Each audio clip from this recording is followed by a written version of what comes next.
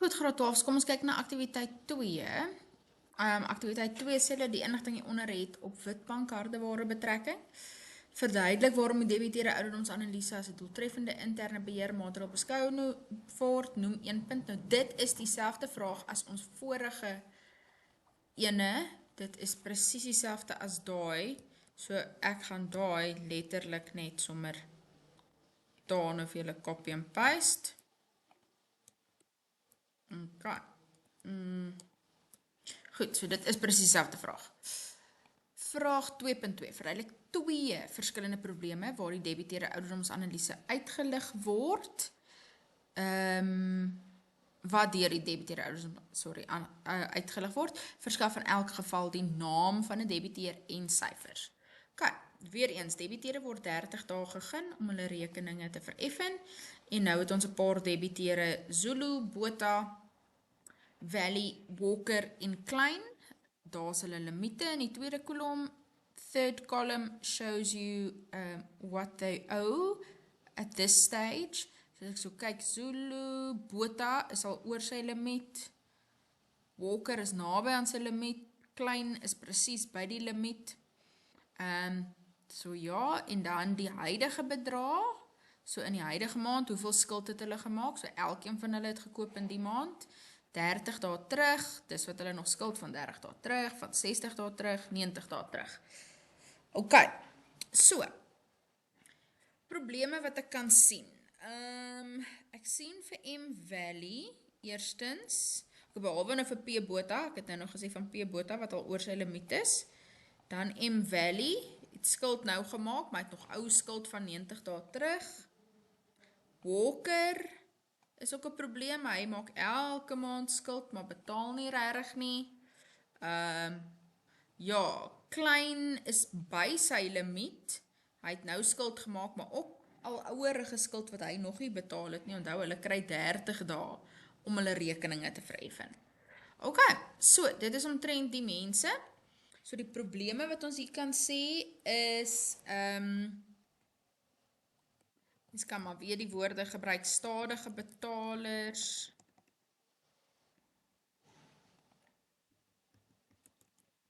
of 'n mens kan sê, debiteure, wat reeds, of net wat oor hulle limiet is, byvoorbeeld. OK, en dan, mense wat ons nou hier kan noem, is ou P Botha.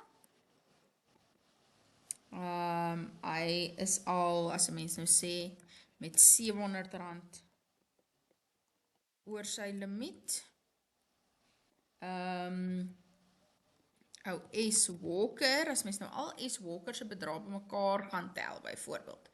En as mens nou al daai bedrag bymekaar tel, of selfs, as mens nou oor, as mens nou daai, dit gee vir jou 8.500 mens, want hulle kry ons 30 dae om te betaal. So as mens nou die 60 en die 90 bymekaar tel, dan kry mens 8.500, wat hy al langer vat as wat hy moet betaal. Ook Klein het ook daai probleem.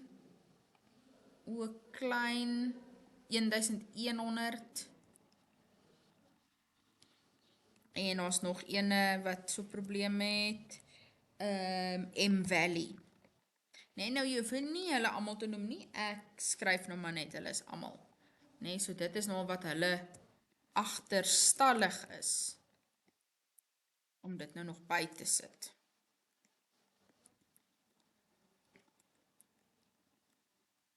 Ja, so dit is die een ding, stadige betalers of debiteure wat oor hulle limite is. En dan is daar,